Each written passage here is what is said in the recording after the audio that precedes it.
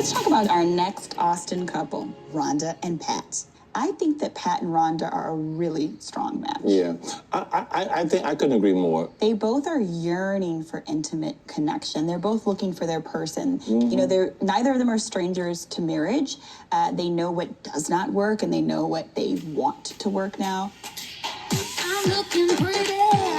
Hot damn, I'm looking fine. People my age can still fall in love at 63. I do not feel 63. When I look in the mirror sometimes, I'm like, oh my, what's happening? Why did Married at First Sight pique your interest? I'm a hopeless romantic. And I have seriously been looking for my person for the last 25 years. Honestly, there's just not a lot of ways to meet people.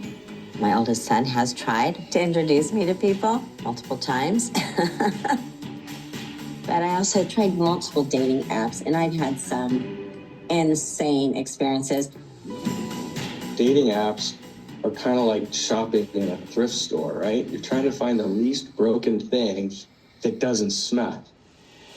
I mean, there's no guarantees in life, right? But I will say that everything I've ever done in my life that I'm proud of scared the living shit out of me.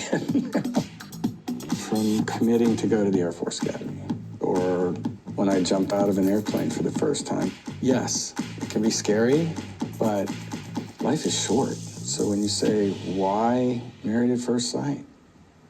Why not? There is a partner that I deeply yearn for. I've been married twice before. I married the father of my children after only knowing him for 3 months, which was kind of crazy. We had 4 kids pretty quickly, about 2.5 years apart. I was madly in love with him. I thought I'd be married to him forever, but unfortunately, he would never work. And obviously with 4 kids and a single income, it was pretty rough. But I figured it was easier to raise 4 kids than it was to raise 5 kids. So we divorced and I soldiered on. I got married again. But then my second marriage ended after like 18 months. You know, raising 4 kids on my own has impacted a lot of the person I am today because I had to make all the decisions and there were 4. So I was probably a little bit of a hard ass. I was married for 30 years. We produced together 2 extremely smart, loving sons. But there was a point in that marriage that I knew I wanted out. But I did not want to put my kids through a divorce, so I grinded. But for me, it was very unsatisfying from a sexual standpoint. And, you know, she wasn't willing. I finally said, I'm done with this marriage.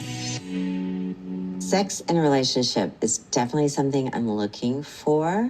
I mean, back in my 50s, early 50s, late 40s, I had some great sex. Wait, you had what sex? Great sex. Watch out! Get out of my way! Fabulous sex. But they weren't the right people. At my age, there's a lot more of my life behind me than in front of me. And so I envision finding my person, that partner to kind of take the rest of this journey with. One of the great challenges of life is to find love. And I know people who are in this stage of life that have given up. That's their choice to make, you know? It's just not a choice I want to make. I think that they're both really fun and adventurous. He is someone who's really into a lot of outdoor activities. And the same thing is true of Rhonda. She is 63 years old, but she has like the spunk of like a 22-year-old. She's got a lot of energy. Well, he's going to have to be careful. Yeah, I don't want either of them to break a hip. Do you know, while Pat is not as extroverted as she is, he's really looking for someone who's got a lot of spunk to bring that side out of him. And family means a lot to both of them. I do believe that this is a compatible match because there's so many similarities. They have so many areas, I believe, in which they can connect and find synergy and even love.